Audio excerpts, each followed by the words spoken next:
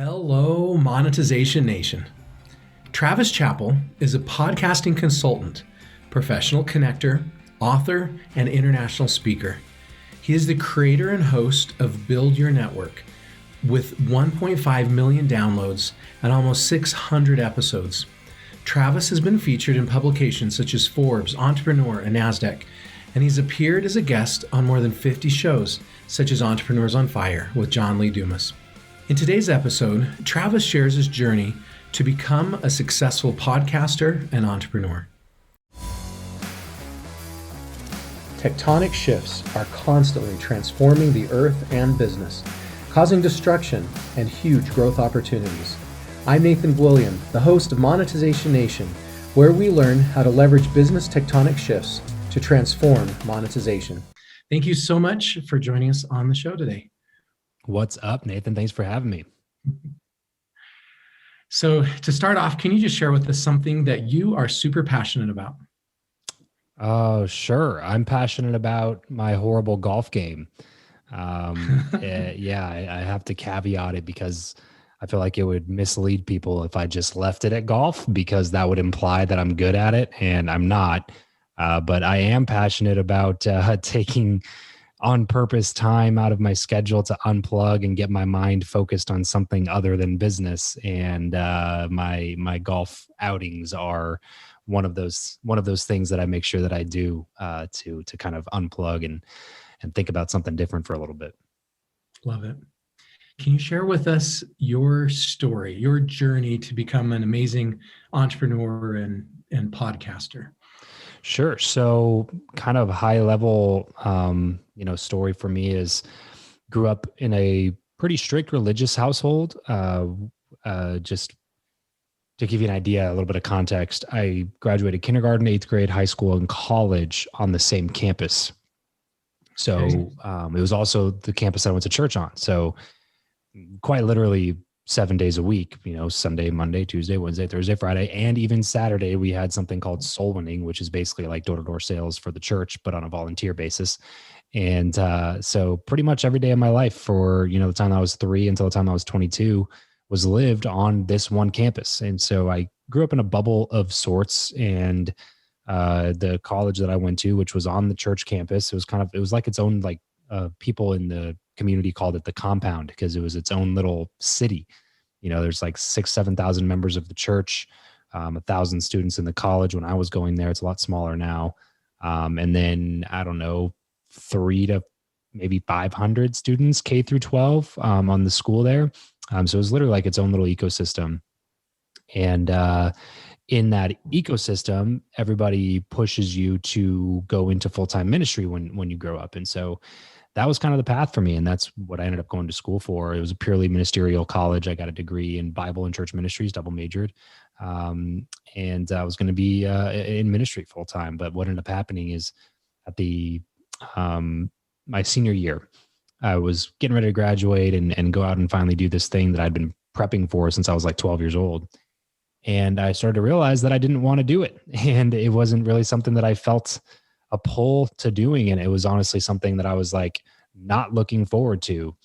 And I ended up making the decision to not go into ministry, but because it was something that was really kind of looked down upon in those circles, I just kind of kept it to myself and stayed kind of introverted about it. And we ended up getting married, and my wife and I moved up to Fresno. So I grew up in Southern California, moved up to Fresno, just so I could tell everybody that I was working at a church up there. In reality, I wasn't really working there. I was just going there.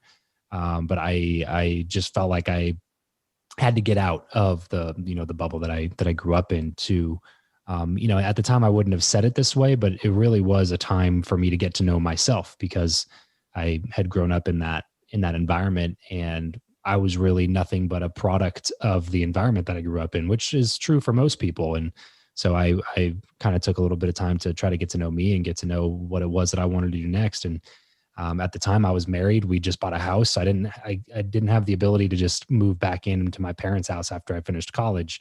I had bills to pay and a wife to provide for and all that good stuff. So I did the only thing that I knew how to do, which was door-to-door sales, because that was what I did in college. And so I kind of just rested on door-to-door sales, 100% commission, just door to door to door. I did that for a couple of years, and got to the point where, it went pretty well in terms of money. I made six figures at 22 years old, knocking doors, full time.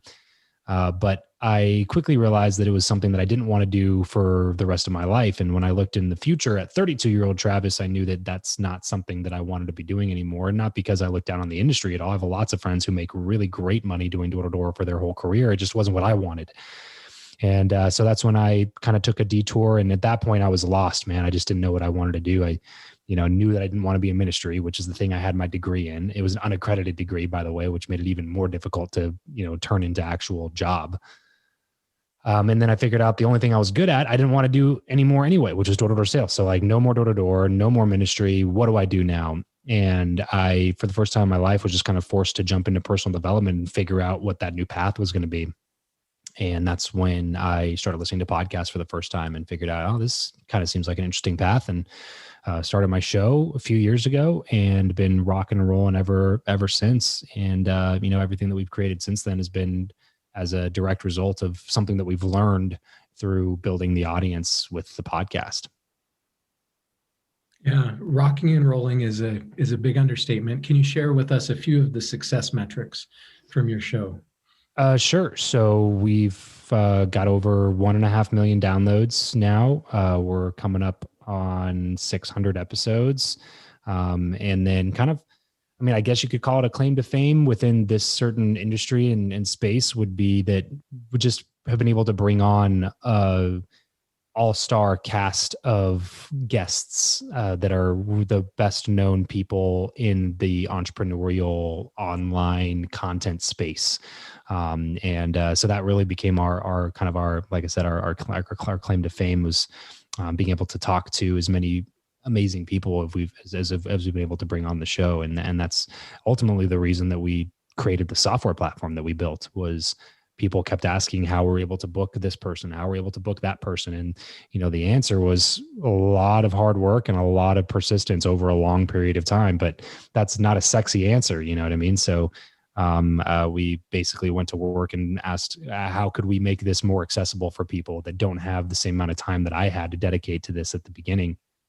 And that's how we came up with Guestio. So yeah, that was a huge driver of creating the software. Okay, so let's talk about Guestio, this software, this platform that you've created. That's how you and I were connected initially. Mm-hmm. Tell us a little bit about what it does and the benefits that show owners or podcasters can receive from using it. Yeah, sure. So at its core, Guestio is built to access the inaccessible. That's really what it's built for. Is, some people it takes, if you can get a hold of them, it might be 6, 7, 8 months after you initially tried. And then you get through, but you don't get through to them. You get through to their gatekeeper, and then they give you the runaround. And then, I was chasing people around for months on end, sometimes years on end, trying to get them to be booked on my show. And I was just like, man, there's got to be a better way to do this. There's got to be an easier way to book people. And so to book people, to understand how to make it easier, you have to understand what the other party wants. And that's the thing that most people skip over. They think only about themselves, and that's when people start getting all hurt and offended when somebody says no to them for like a podcast interview or something like that, is when they're in that headspace. And I was never really in that headspace. Like when people said no to me, it was just kind of like, okay, well, not yet. You know what I mean? Because if my show gets big enough, I can get anybody that I want virtually on my show, right? That's the nature of having a big show. That's why Jimmy Fallon can get any guest in the world to come appear on his show, because he has the viewership and the attention and the credibility that makes his show worth an appearance from the top people in the entire world. Same with Oprah, same with Ellen.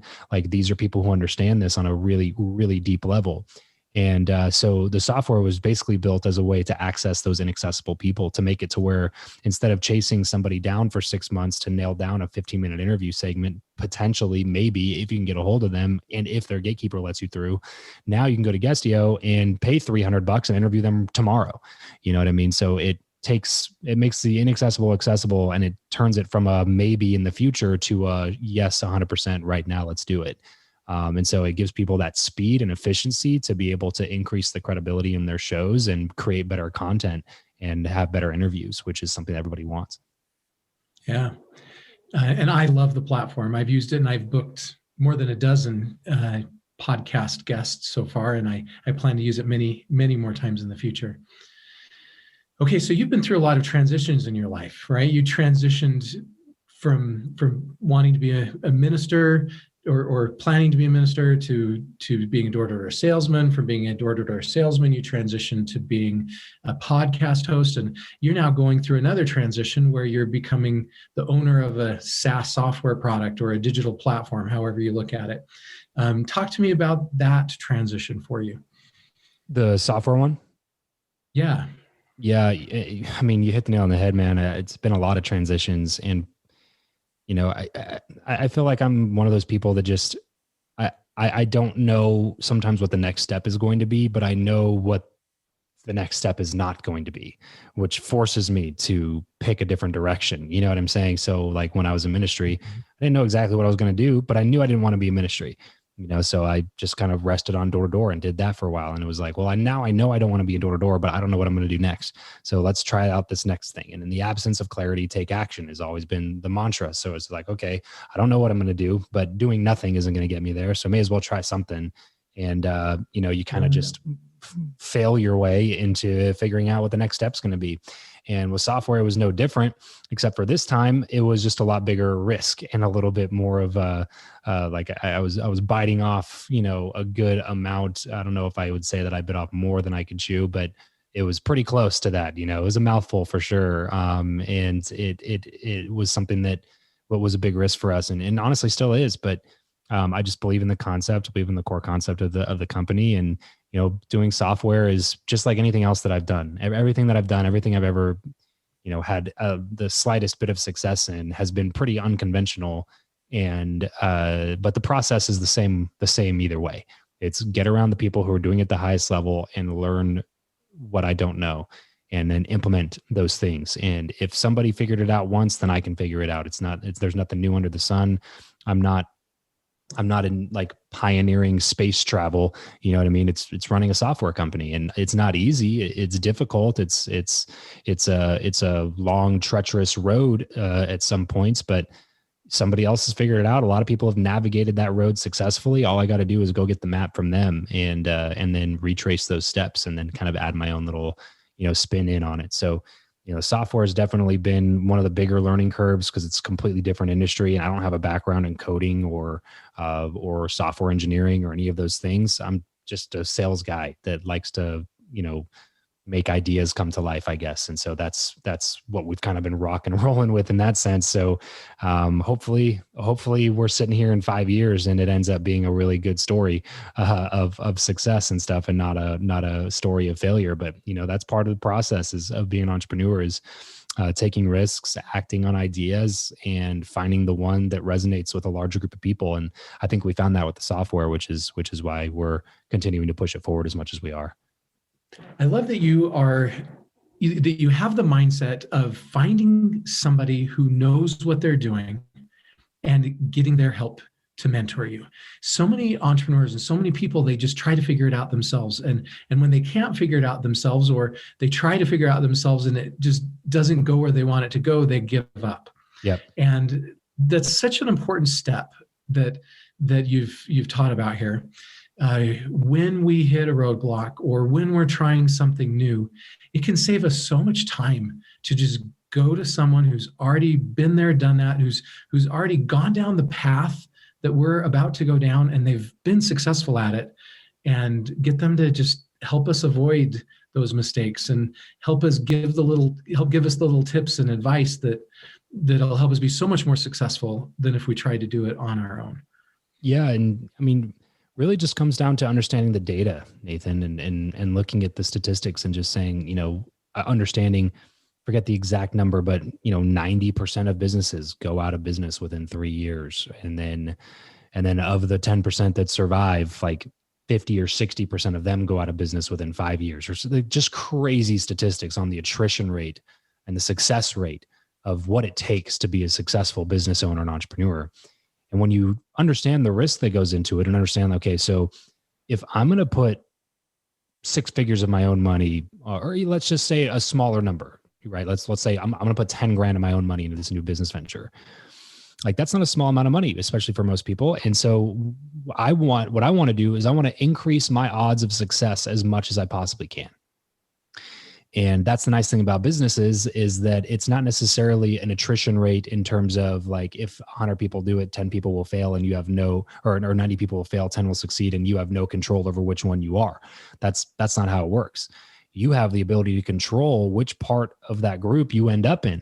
And so if I want to end up in the group that's successful and beats the odds, which is already difficult to do just with the law of averages, then I know that I have to outdo what most people are willing to do. I have to go meet the people that are crushing it on the next level. I have to go read the books in the industry. I have to go learn the information. I have to join the masterminds. Like I got to do whatever I can possibly do to fill my head with information that I didn't previously have that's going to help me move the company forward and actually have it be successful.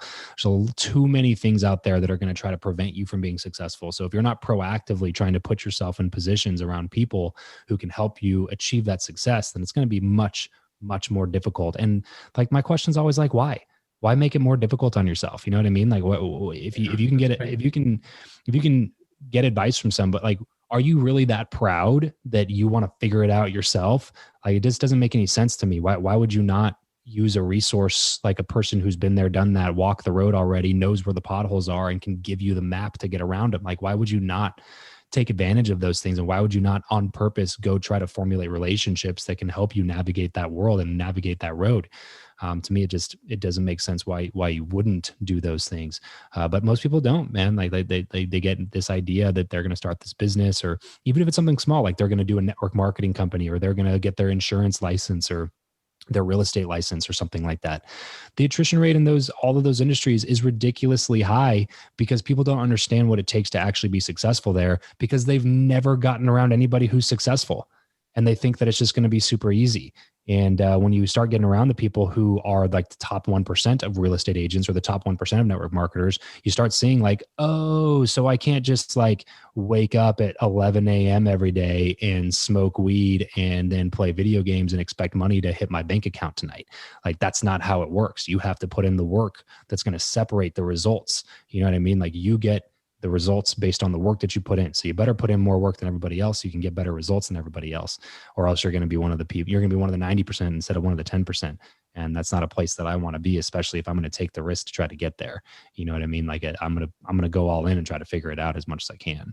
Yeah, definitely. We have to be willing to pay the price. Yeah. All right. So this show focuses on digital monetization, and you've been very successful in your monetization efforts. Can you share with us maybe some ideas about the most effective ways to monetize a podcast? And then maybe you could talk to us a little bit about what are some of the best ways to monetize this software or this digital platform that you're building? Sure. So monetizing content in general, really monetizing online and having it be a lead in for your existing business, whatever it is.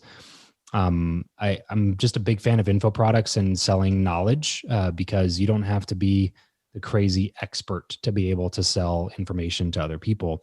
You just have to be doing better than the person that you're selling the information to.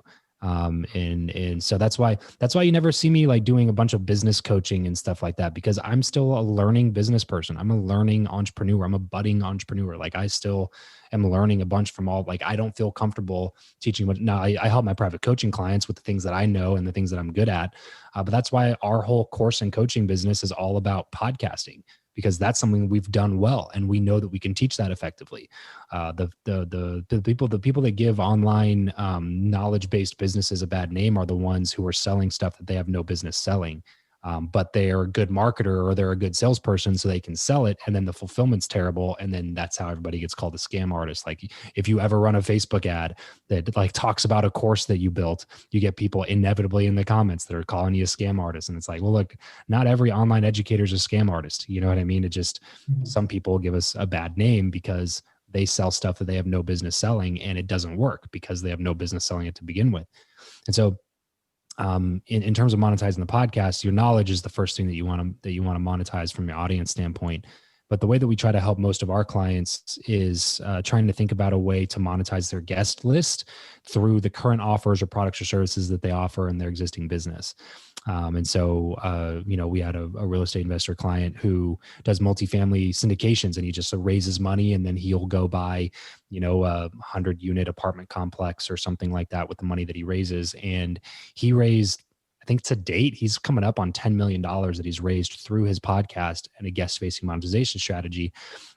We've had people make 6 figures in contracts. We have people make $500 or a couple $100 in some of these strategies.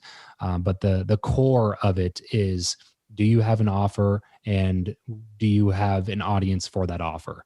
And that's really what it comes down to, especially if you're in a knowledge business, if you're trying to sell your expertise or sell information to other people online. And if you don't have a knowledge business, I would ask myself, if I were in your position, can I wrap some sort of knowledge into the other products and services that I already offer?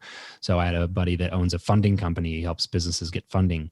And we were having the conversation. He was talking about some of his leads, and they were just stale leads, and they weren't converting very well. So we had a conversation where I was just like, look, man, you need to go one step earlier in the customer journey and help people along the knowledge path, and then offer them the solution, which is funding. So instead of meeting people when they're like, oh, I need funding for my business, you should meet people where, hey, you should start a business. Oh, by the way, you're probably going to need some funding for that business. Let me help you out with that. And so teaching the information piece on the front end, and then having your back end be the primary offer that you have in your business, can be a great way to monetize the brand online as well. So there's a couple of things on monetizing a podcast, monetizing audience facing, monetizing guest facing.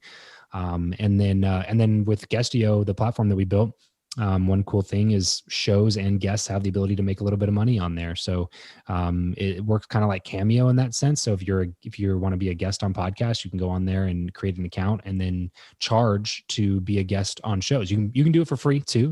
We have a really large free marketplace of a bunch of free guests that you can book. But there are also a bunch of paid guests on there that will actually make a little bit of money when you book them as a guest. So you can do that on the guest side, and we're working right now on the ability to do that on the show side as well, which should be up and running here in the next couple of weeks. What do you think are the biggest tectonic shifts that are transforming business today? I was going to say the obvious one would be independent content creation, and really just online virtual business in general. I think we're seeing a transition away from, those traditional media sources and the celebrity status that used to be attributed to people. We're finding that to be a much easier thing to accomplish now, which can help anybody from wherever they are in their living room become celebrity status to a certain group of people and create their tribe of super fans and build in a form of future-proof and recession-proof income for themselves, which is really cool that you can do it. Like you can have somebody that, they run a freaking YouTube channel on how to put on makeup or something like that. And then they can sell different people's makeup lines to an audience of people that watches them on YouTube and make 6 or 7 figure income on that. Like that kind of stuff is incredible. That we're kind of taking the power back. Like I'm obsessed with the idea of decentralization right now, which is happening in a multitude of fronts, and content is one of them. You know what I mean? Like when you have YouTubers and Insta famous people and TikTokers that are racking up more views than, multi-billion-dollar media companies who spend $100 million on a movie, and they get fewer views on that movie than somebody that's online that created a 20-minute video that like made its rounds to their 2 million subscribers. Like that kind of stuff is crazy to me. And I think it's really, really cool. But decentralization is happening all over the place. And I think that's something that's going to continue to show its face, especially in, stuff like currency and like with cryptocurrency and stuff, decentralization is basically taking away the power from people and putting it to the hands of multiple people, like, to where it's the people that are running the show instead of the powers that be that are running the show. And I think that's why we have such polarizing elections and stuff like that nowadays, because I think that those traditional institutions are being threatened by the decentralization of attention, the decentralization of currency, and they're kind of trying to strike back in that sense. So, but yeah, I think that's a huge thing that we're seeing at the moment. It's almost like we're in the middle of a democratization of media, where instead of the media being held by a few wealthy power brokers, it's now being spread out across, thousands and thousands of these micro influencers. Right. And the interesting thing is those micro influencers appear to be far more trusted than the mainstream media is. Yeah. No, 100%. Like, actually true. Like, that's not something that you just pulled out of nowhere. That's a real thing. That's why influencer marketing, especially micro niche influencer marketing, is kind of on the up and up right now, because the amount of trust that those people have in those influencers is through the roof, especially comparatively to, big time media companies, which are at an all-time low with trust. Thank you so much, Travis, for sharing your stories and knowledge with us today. Here are some of my key takeaways from this episode. Number 1, transitions are a part of our journey. We may fail, but if we keep moving forward, we will eventually find where we need to be.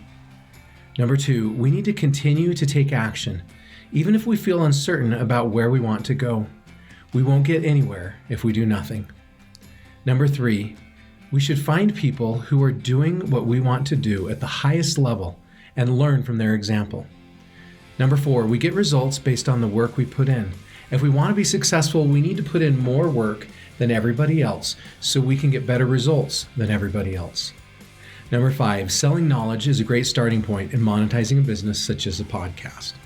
Number 6, one of the biggest shifts in the market is independent content creation.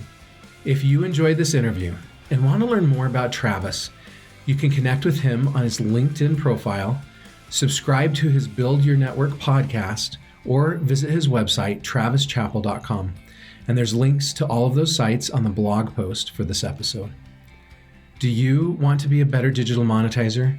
Then please follow these channels to receive free digital monetization content. Number 1, you can get a free monetization assessment of your business, or subscribe to the free Monetization e-magazine at monetizationnation.com. Number 2, you can subscribe to the Monetization Nation podcast or YouTube channel. Number 3, please follow Monetization Nation on Instagram and Twitter. Who are your mentors? What have you learned from them? Please join our private Monetization Nation Facebook group and share your insights with other digital monetizers. Thanks for joining me for this episode. I wish you success in your entrepreneurial journey. Do you want to become a better digital monetizer? To receive great monetization stories and secrets, please go to monetizationnation.com and join free. And if you liked today's episode, please subscribe to the show and share it.